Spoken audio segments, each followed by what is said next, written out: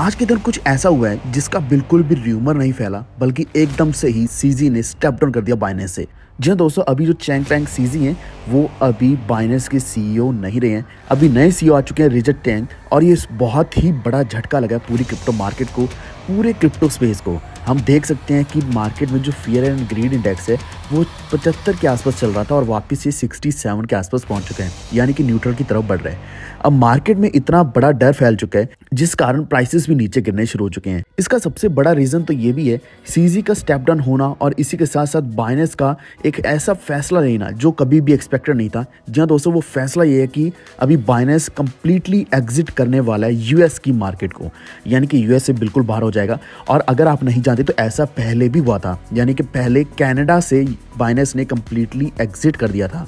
अब इतनी बड़ी इकॉनमी से अगर बाइनेंस एग्जिट करता है तो आप देख सकते हैं क्या हालात होने वाले हैं। लेकिन यहीं पे इसी वीडियो में आपको कुछ पॉजिटिव अपडेट्स भी देने वाला हूँ बाइनेंस को लेकर, लेकिन नेगेटिव अपडेट सबसे बड़ी तो यही है कि अभी जो सीजी हैं वो बाइनेंस के सीईओ नहीं रहे हैं। इसके कई सारे कारण हैं। यहाँ पे काफ़ी लंबे समय से प्रिपरेशन चल रही थी, क्योंकि ये सब कुछ पहले ही पता था सीजी को, और अभी उन्होंने क्लियरली प्लीड भी कर दिया कि वो गिल्टी हैं, और उन्होंने जो गलतियां करी हैं उन्होंने खुद बोला है कि वो सारा पूरा फाइन पे करने के लिए भी रेडी हैं,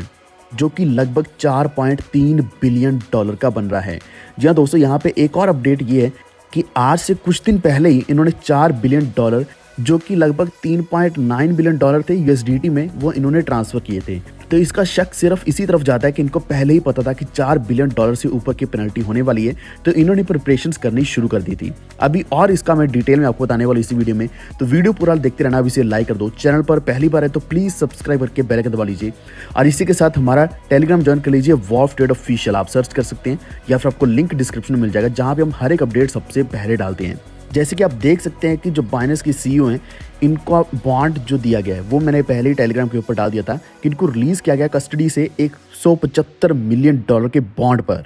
और अगली हियरिंग्स की भी यहाँ पे डिटेल दी गई है। हर एक डिटेल इसमें है, आप ये बॉन्ड पूरा रीड कर सकते हैं जो मैंने टेलीग्राम के ऊपर डाला है। अब आगे बढ़ने से पहले हम बाइनेंस के सीजी का ही जान लेते हैं कि उन्होंने क्या ट्वीट डाला है, जिसमें एक तरीके से पूरा आर्टिकल डाला है, क्योंकि जनरली अगर कोई भी लंबा ट्वीट डालना चाहता है तो वो एक थ्रेड की तरह होता है, लेकिन यहाँ पे इन्होंने एक लंबा एक पूरा आर्टिकल डाल दिया है। यहाँ पे इन्होंने खुद एडमिट किया कि I made mistakes and I must take responsibilities, यानी कि खुद अपनी गलती को मान रहे हैं। और इन्होंने ये भी कहा है कि बाइनेंस अभी कोई छोटा मोटा बेबी नहीं रहा है, बाइनेंस बहुत बड़ी एंटिटी बन चुका है, और इसमें बहुत बड़ी कम्युनिटी भी जुड़ी, यानी कि हम सब लोगों का इसके साथ एक इमोशन बन चुका है बाइनेंस के साथ। आज सीजी का बाइनेंस को छोड़कर जाना हम सभी के लिए एक बहुत बड़ा झटका है,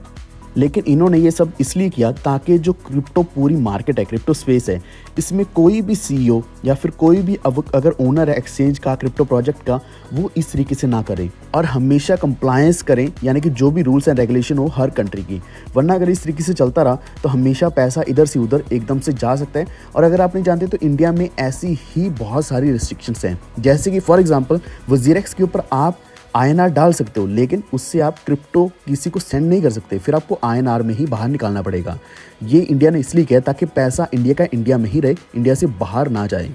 और इसी के साथ इन्होंने अनाउंस कर दिया कि जो रिचर्ड टैंग है, ये पहले हेड ऑफ रीजनल मार्केट से, जो कि ग्लोबल हेड रहे हैं, इसी के साथ अभी ये सीईओ बनने वाले हैं बाइनेंस के, जिनको ऑलरेडी लगभग 30 साल का एक्सपीरियंस है फाइनेंशियल सर्विसेज में,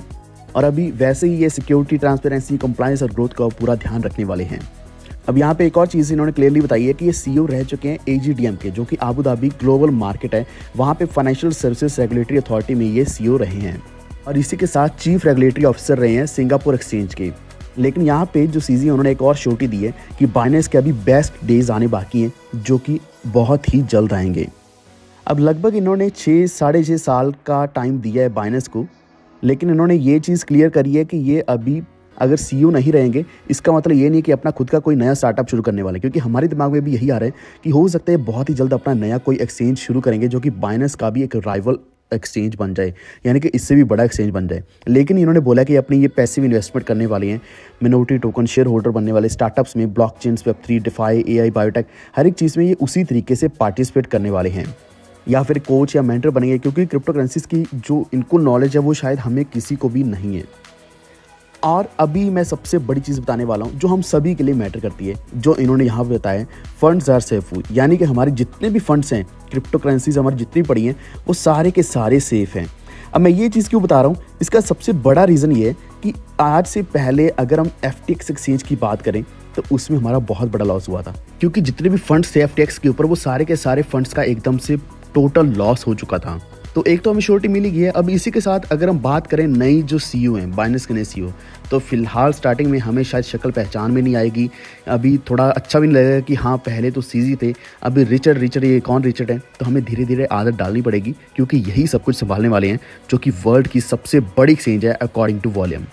और इसमें जो यूज़र्स है वो भी सबसे ज़्यादा हैं, 150 मिलियन से भी ज़्यादा यूज़र्स हैं, और एम्प्लॉयज़ भी इनके हज़ारों में हैं ऑलरेडी। तो इन्होंने खुद भी कंफर्म किया इसी ट्वीट में कि ये सिक्योरिटी, स्ट्रेंथ, सेफ्टी, इन चीज़ों के ऊपर ध्यान देने वाले हैं और Web3 के अडॉप्शन के ऊपर काम करने वाले हैं। अब इतना इसमें डीप नहीं जाएंगे, लेकिन थोड़ा सा अभी हम ध्यान दे देते हैं, जो कि अगले वीडियो में मैं डालना चाहता हूँ हर एक चीज़ को थोड़ा और डिटेल में, कि ये सब क्यों हुआ, इसके पीछे कारण क्या था, क्यों इन्होंने एकदम ही यहाँ पे स्टेप डाउन कर दिया बाइनेंस से, क्यों बाइनेंस कंप्लीटली एग्जिट करने वाला है US मार्केट को, और फिर भी US के जो ट्रेजरी डिपार्टमेंट है उनको पूरी एक्सेस मिलने वाली बाइनेंस के रिकॉर्ड्स की, इनके सिस्टम्स की, और कभी भी वो इसकी तहकीकात कर सकते हैं। तो मेन रीज़न तो यही है कि इन्होंने कंप्लाई नहीं किया, यानी कि सबसे बड़ी प्रॉब्लम तो यहाँ आई है कि बाइनेंस ने ब्रेक किया US का anti money laundering and sanctions loss, और इन्होंने रिपोर्ट भी नहीं करी। लगभग 1 लाख से भी ज़्यादा सस्पिशियस ट्रांजैक्शन थी जो इन्होंने रिपोर्ट नहीं करी हैं, जिसमें Hamas, al Qaeda, Islamic state of Iraq, Syria, ये सारे के सारी इनकी ट्रांजैक्शन, यानी कि टेररिस्ट ग्रुप्स की ट्रांजैक्शंस इन्वॉल्व थी। तो जितने भी क्रिमिनल्स थे या फिर टेररिस्ट थे, उनके लिए बाइनेंस से एक जरिया बना कि वो अपना पैसा निकालें, यहाँ से एक कंट्री से दूसरी कंट्री में पैसा भेजें। तो CFTC के साथ जो जस्टिस डिपार्टमेंट है, ट्रेजरी डिपार्टमेंट, इन्होंने यहाँ पे 18 महीने की प्रिजन सेंटेंस देने का बताया, जो CZ को मिलने वाली है। और बाइनेंस ने पे करना है लगभग $1.8 बिलियन, जो कि 15 महीनों के अंदर पे करना है, और $2.51 बिलियन वो एक्स्ट्रा इन्होंने पे करना है, यानी कि लगभग $4 बिलियन से भी ज़्यादा ये अमाउंट बन रहा है। अब यहाँ पे जो डायरेक्टली बात नहीं करी जा रही है वो ये है कि इनका जो बाइनेंस से as a CEO step down होना, वो भी इस डील का ही हिस्सा है, यानी कि सेटलमेंट का ही हिस्सा है, वरना इन्होंने ये स्टेप नहीं उठाना था। अब जितनी भी ट्रांजैक्शन हुई हैं टेररिस्ट ग्रुप्स की, या फिर जितने भी यहाँ पे मनी लॉन्ड्रिंग करी गई है, उसका पूरा के पूरा दोष आया CZ के ऊपर या फिर बाइनेंस के ऊपर। तो मनी लॉन्ड्रिंग वायलेशंस को देखते हुए यहाँ पे अभी ये स्टेप्स उठाए गए हैं। तो यहाँ पे मैं वीडियो ज़्यादा लंबा नहीं खींचूंगा, सिर्फ हमने इंपॉर्टेंट इन्फॉर्मेशन पिक करी है, क्योंकि बहुत ही ज़्यादा इन्फॉर्मेशन थी, लेकिन मैंने इसको शॉर्टेस्ट रखने की कोशिश करी है ताकि आपको और भी ज़्यादा डिटेल में नेक्स्ट वीडियो में दे पाऊँ। लेकिन अगर आपको ये वीडियो थोड़ा सा भी इन्फॉर्मेटिव लगा है, प्लीज़ वीडियो को लाइक एंड शेयर ज़रूर कर देना, और इसी के साथ हमारे चैनल को सब्सक्राइब करके बेल आइकन दबा लीजिए, ताकि आप तक हमारी नेक्स्ट वीडियोस की नोटिफिकेशंस भी पहुंचते रहें और आप कोई भी अपडेट मिस ना करें, क्योंकि ये सारी इन्फॉर्मेशन भी रातों रात आई है। जब आप सो रहे थे तो मैं सुबह से इसी के कंटेंट के ऊपर काम कर रहा था, ताकि आपको मैं आसान भाषा में हर एक चीज़ बता पाऊँ। तो ये वीडियो देखने के लिए धन्यवाद, मिलते हैं नेक्स्ट वीडियो में।